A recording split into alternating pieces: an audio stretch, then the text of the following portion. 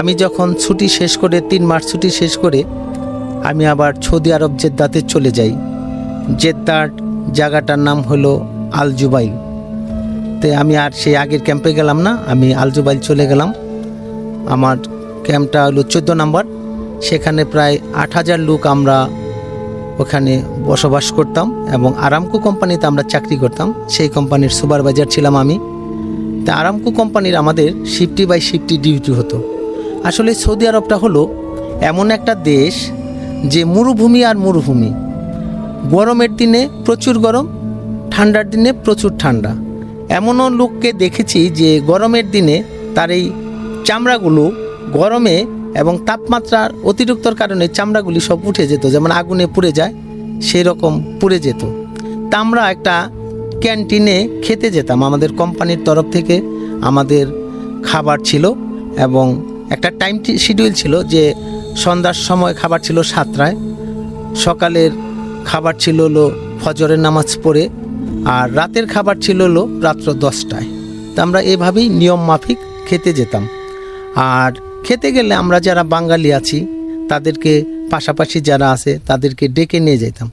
কিন্তু এই মরুভূমিতেও যে ভূত এবং জিন বসবাস করে সেটা আসলে আমরা বুঝতে পারতাম না যে আসলে এটা তো মরুভূমির দেশ, এখানে পাক পবিত্র দেশ, এখানে আমাদের হুজুর পাক সাল্লাল্লাহু আলাইহি ওয়াসাল্লাম জন্মগ্রহণ করেছেন এই সৌদি আরবে। এখন এই ভূত আমাদের যে পিছু নিয়েছে এটা আমরা কখনো কল্পনা করতে পারিনি যে আমাদের পিছু নিয়েছে। তা আমাদের অনেক দিন ধরেই সে আমাদেরকে ক্ষতি করার চেষ্টা করে। আমরা যে রুমটা ঘুমাই সেই রুমটায় মাঝে মাঝে ঢিল মারে অনেক রাতে, যখন রাত্র বাজে 3টা, পৌনে 3টা, এই সময়টার ভিতরে ওই আমাদের গ্লাসের মধ্যে বিকটভাবে ঢিল মারে। আমরা অনেক ভয় পাই বা আমরা বুঝি যে হয়তো কেউ দুষ্টামি করে, কিন্তু যখন আমরা গেট খুলে যাই তখন কিন্তু সেই ভূতটা বা কোনো লোক আমরা দেখতে পাই না। তারপর আবার আমরা শুয়ে পড়ি। একদিন আমি ঠিক মাগরিবের নামাজ পড়ে মসজিদে থেকে আমি যখন আমার রুমের দিকে আসতেছিলাম ওই সময় আমাকে সে অ্যাটাক করেই বলে পিছনে থেকে একটা আওয়াজই হয়েছে যে তোমরা যে রুমটায় থাকো ওই আশেপাশে আমরা থাকি, তোমরা নামাজ পড়ো, আমাদের অনেক ডিস্টার্ব হয়, তোমরা ওই রুমটা ছেড়ে দাও। এই বলে আমাকে অ্যাটাক করার পরে আমি ওই দিনকে ছিলাম একা। প্রতিদিন আমরা সাধারণত আমাদের কলিগকে নিয়ে মসজিদে যাই এবং একসাথে আসি, কিন্তু ওই দিনকার দুর্ভাগ্যক্রমে আমি একাই চলে গেছি, একাই নামাজ পড়ে চলে আসছি। যখন আসতেছিলাম তখনই আমাকে অ্যাটাক করার পরে আমি আর কোনো কথা বলতে পারি না।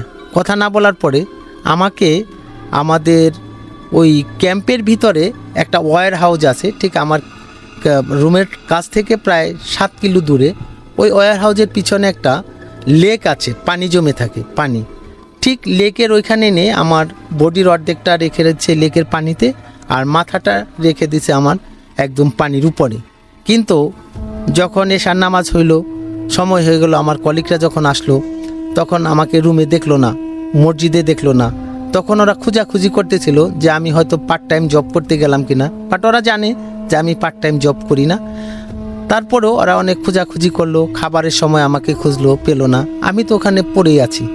আমি ওখানে 3 দিন পড়েছিলাম, কিন্তু এটাও আল্লাহ পাকের ইচ্ছা যে 3 দিন একটা মানুষ এই অতিরিক্ত তাপমাত্রা না খেয়ে আল্লাহ পাক বাঁচিয়ে রেখেছে, এটাও একটা কুদরতি।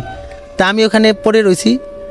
ঠিক 3 দিন পরে কোনো এক লোক ক্যাম্পের ওই লেকটা পরিষ্কার করতে যাচ্ছিল, তখন দেখছে যে একজন লোক ওখানে পড়ে আছে। কিন্তু বিদেশের অনেকগুলো নিয়ম নীতি আছে, যেমন একটা লোক অসুস্থ হলে পুলিশ ছাড়া ধরতে পারবে না, যদি মৃত্যু ডেড বডি থাকে তাকেও পুলিশ ছাড়া ধরতে পারবে না। আবার একই রুমে ঘুমাচ্ছে, সে যদি কোনো অসুবিধা হয় তাও পুলিশকে খবর দিয়ে আনার পরে তার ব্যবস্থা নিতে হবে। এখন ওই লোকটা আমাকে দেখে দৌড়ায় চলে গেছে ক্যাম্পের যে ইনচার্জ আছে ইন্ডিয়ান, তাকে বলছে যে স্যার ওইখানে একটা লোক হয়তো মরে আছে অথবা তাজা আছে, আমি জানি না, বাট একটা লোক পড়ে আছে। এই ক্যাম্পের ইনচার্জ আমার রুমে যে 3 দিন আমাকে খুঁজছে, যেহেতু আমি ডিউটিতে যাই না, কোম্পানির একটা রুল আছে প্রতিদিন আমরা একটা কার্ড পাঞ্চ করি এবং সেই কার্ডও পাঞ্চ করি না, আমি ডিউটিতেও যাই না, তাহলে আমি তো স্যালারিটা পাবো না। তারপরে ওই ক্যাম্পের ইনচার্জটা আসছে, আইসা দেখে যে এই লোকটা, তখন আমাকে দেখে বলে যে উনি তো 1 নাম্বার বিল্ডিংয়ের 1 নাম্বার রুমে থাকে লোকটা, ওই তো সুপারভাইজার আমাদের লাইনের। তারপরে আমাকে ধরে তারা আমাকে সেই জুবাইল শহরে একটা হসপিটালে নিয়ে যায়। হসপিটালে নিয়ে যাওয়ার পরে ডাক্তাররা আমাকে অনেকগুলি পরীক্ষা নিরীক্ষা করে, পালস চেক করে, তারপরে আমার সবই ঠিক থাকে, বাট আমি কথা বলতে পারি না। ওইখানে 3 দিন কথা বলা ছাড়া, হসপিটালে 3 দিন কথা বলা ছাড়া। তারপরে ডাক্তাররা একটা বুট বসলো। আল্লাহর ইচ্ছায় 4 দিনের দিন হঠাৎ করেই আমি বলতেছিলাম যে আমি হসপিটালে কেন। তখন নার্সরা আমাকে বলেছিল, আপনাকে তো আরও 3 দিন আগে আপনাকে এখানে ভর্তি করছে, আপনার কী হয়েছিল? আমি বলি আমি তো বলতে পারি না আমি কী যে হয়েছিল, বাট আমি জানি যে আমি এশার নামাজ পড়তে গিয়েছিলাম। এশার নামাজ পড়ে যখন আমি বাসায় ফিরতেছিলাম, পিছনে থেকে কে জানে আমাকে ধরে নিয়ে গেছে। আর একটা আওয়াজ হচ্ছিল যে আমরা যে রুমটায় থাকি সেই রুমটার আশেপাশে যে ভূত আছে, মানে জিন আছে, খারাপ জিন বলে আমরা ভূত বলি, এরা থাকে, আমাদের ওই রুমটা ছেড়ে দিতে বলছিল। এইটাই আমি বলতে পারবো, তারপরে আমি আর বলতে পারবো না। তারপরে আমার ওই ক্যাম্প ইনচার্জ এসে বললো যে মাহবুব, তুমি 3 দিন ওখানে কীভাবে রইলা? তোমার বডিটা তো কিছু অংশ পানিতে, কিছু অংশ টানে। আমি বলি আসলে বস আমি বলতে পারবো না, আল্লাহ পাক ভালো জানে। তারপরে আমি ওনাকে বললাম যে বস, আপনারা আমাকে কি এই রুমটা চেঞ্জ করে দিতে পারেন? তা উনি বললো কেন? আমি বললাম যে আমরা প্রতিদিন একটা সাফার ফিল করতেছি, ব্যাড সাফার, যেটা হলো আমাদের জানালার গ্লাসের ভিতরে রাত্র 3:30 পৌনে 3টার সময় কে যেন ঢিল মারে, বের হয়ে কিছু দেখি না। সেই ঘটনাটাকে প্রতিবাদ করার জন্য আমি বের হতাম, কিন্তু হঠাৎ করে তারাই আমাকে এই জিনিসটা করলো যে আমি এশার নামাজ পড়ে আসতেছিলাম, তখন আমাকে পিছন থেকে আক্রমণ করে সেই লেকের পাড়ে আমাকে নিয়ে যায়। তারপরে আমি আর কিছু বলতে পারবো না।